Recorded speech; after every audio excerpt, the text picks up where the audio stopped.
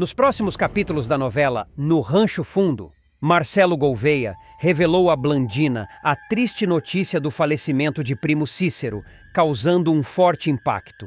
Em paralelo, Timbó e seu tico Leonel começaram a levantar suspeitas sobre as circunstâncias da morte, que consideraram um possível assassinato e levaram suas desconfianças até Floro Borromeu, que agora se mostrava atento aos detalhes.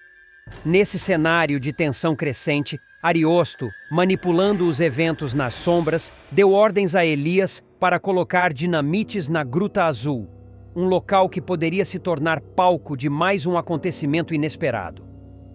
Enquanto isso, Tia Salete e Floro Borromeu planejavam os detalhes e a data de seu casamento, mesmo em meio à agitação que se instaurava na vila. As irmãs Esperança e Fé, arrasadas pela notícia da morte de primo Cícero, reagiam com angústia e desespero, enquanto Caridade, sabendo mais do que admitia, sentia-se consumida pela culpa por ocultar parte da verdade. Em um momento de estranheza, Bem-vinda observou Elias por perto da Gruta Azul e desconfiou de suas intenções. Mas ele conseguiu despistá-la com uma desculpa improvisada, preservando seu segredo por mais um tempo.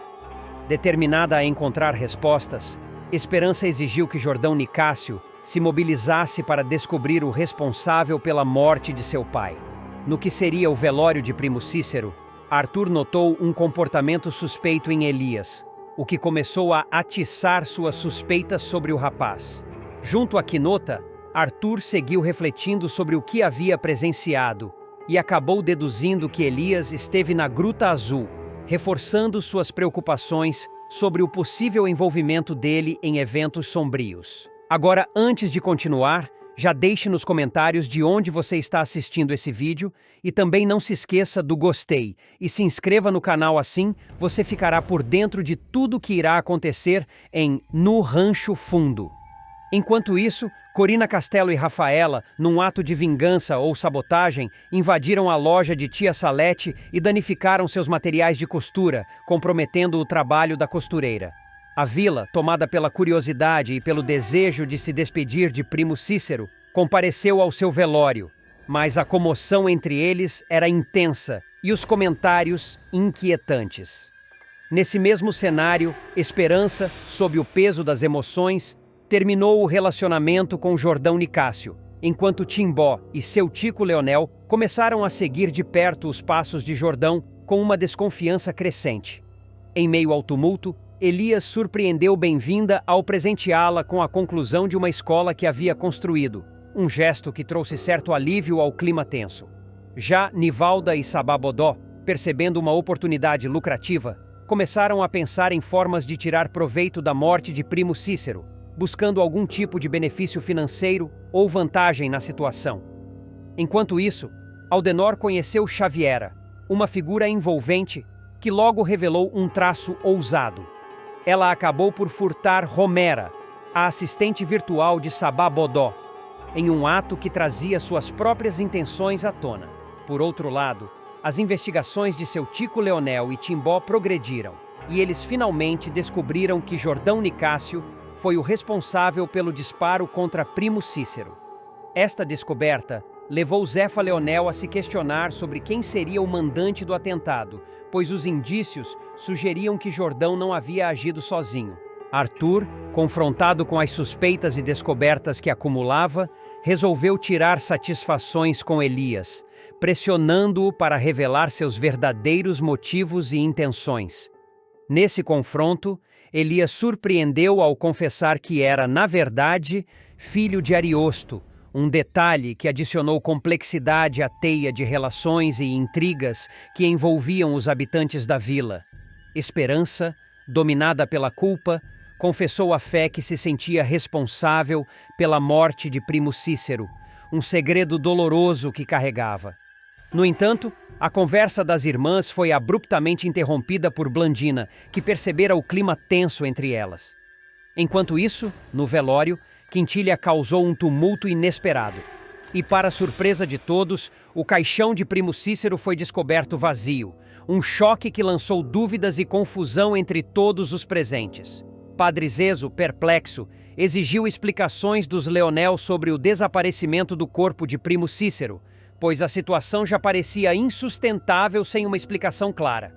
Do outro lado, Xaviera e Aldenor, com suas habilidades e intuição, conseguiram desbloquear Romera, e a assistente virtual revelou segredos comprometedores sobre as ações de Sababodó e Nivalda, expondo crimes que até então estavam ocultos. Finalmente, Primo Cícero apareceu diante de sua família, vivo e disposto a contar o que realmente havia acontecido. Ele desvendou mistérios e trouxe à tona a verdade que todos ansiavam ouvir, explicando detalhes que, até então, pareciam inexplicáveis. Em um desfecho intrigante, Cira confiou a Fé um pendrive e pediu que ela o entregasse a Zefa Leonel, sugerindo que este objeto continha informações de grande importância. Enquanto isso, Floro Borromeu, junto com o guarda Marconi, atuou rapidamente para prender Jordão Nicásio, que agora estava envolvido em um emaranhado de acusações e evidências. Em paralelo, Zefa Leonel e Quinota conseguiram, enfim, descobrir os mandantes do atentado contra Primo Cícero, o que os levou a uma resolução mais completa sobre o mistério. Por fim, Zefa Leonel, com as novas informações em mãos, procurou Ariosto para confrontá-lo, determinada a acertar as contas e esclarecer todos os pontos pendentes. Esses acontecimentos lançaram uma série de revelações e abalaram a dinâmica da vila, expondo segredos e intenções ocultas entre seus moradores. A história dos mistérios e conflitos que envolveram Primo Cícero, suas irmãs e todos os envolvidos agora avançava em direção a uma verdade antes inimaginável que transformaria para sempre as relações entre eles. O retorno de Primo Cícero ao convívio da família e da comunidade não trouxe o alívio esperado, mas sim uma série de novas perguntas e tensões.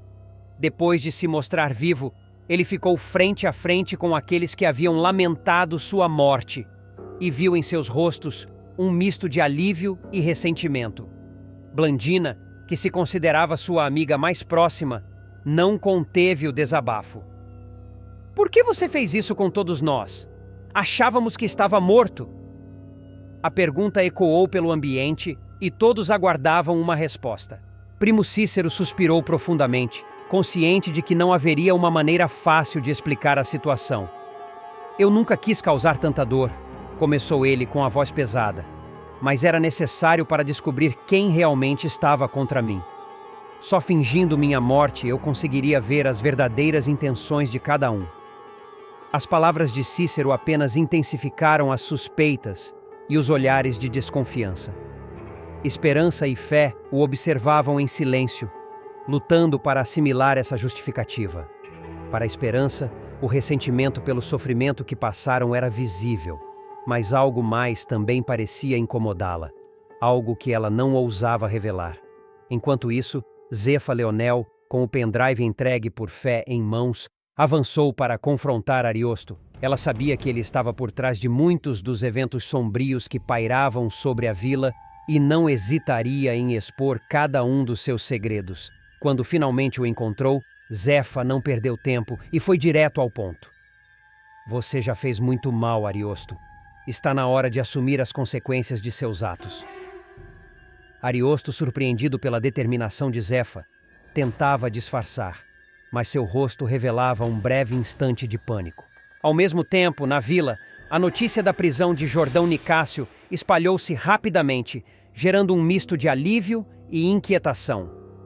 Muitos se perguntavam se ele era de fato o único culpado ou se havia algo mais por trás desse atentado contra Primo Cícero. O próprio Jordão, ao ser levado por Floro Borromeu e guarda Marconi, mantinha uma expressão de raiva contida, como se ainda guardasse segredos que poderiam virar o jogo. No meio de toda essa confusão, Elias, agora sabendo que sua identidade como filho de Ariosto estava descoberta, começou a questionar seu próprio papel em tudo. A confissão a Arthur, embora um alívio, o colocou em uma posição delicada, e ele sabia que o confronto com o pai era inevitável. Mas Elias tinha outros planos. Ele desejava deixar para trás os erros cometidos e buscar uma nova vida. talvez ao lado de Bem-vinda, que continuava sendo sua única âncora em meio ao caos. Enquanto isso, tia Salete, que assistia a tudo com um olhar observador, teve uma epifania ao ver a vila tão dividida e repleta de segredos e ressentimentos. Em um gesto inusitado, ela convocou uma reunião com todos na Praça Central, propondo que resolvessem os problemas de uma vez por todas. Essa vila só sobreviverá se conseguirmos nos entender, disse ela com voz firme. É hora de colocarmos as cartas na mesa e encararmos a verdade, não importa o quão dolorosa ela seja. A convocação de tia Salete trouxe uma nova esperança. Todos, embora relutantes, começaram a se reunir na praça. Os mistérios, traições e ressentimentos acumulados estavam prestes a vir à tona, numa reunião que definiria o futuro da vila. E aí, gostou do vídeo? Então siga nosso canal para não perder nenhum momento da sua novela preferida e clique nesse vídeo que está aparecendo agora na sua tela e fique por dentro de tudo sobre No Rancho Fundo.